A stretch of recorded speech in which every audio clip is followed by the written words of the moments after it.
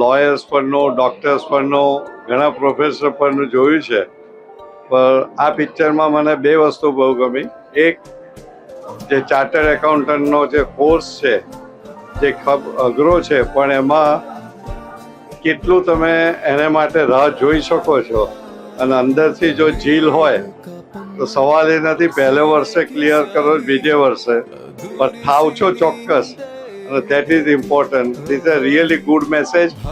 અને આનાથી જે સીએમાં દાખલ થનાર વિદ્યાર્થીઓ છે એને ખરેખર ખૂબ ખૂબ એક હિંમત મળશે અંદરથી કે પહેલું ફેલિયર એ આનાથી ઉપરથી કોન્ફિડન્સ વધશે કે હવે ચોક્કસ આગળ આપણે આ ક્લિયર કરી શકીશું.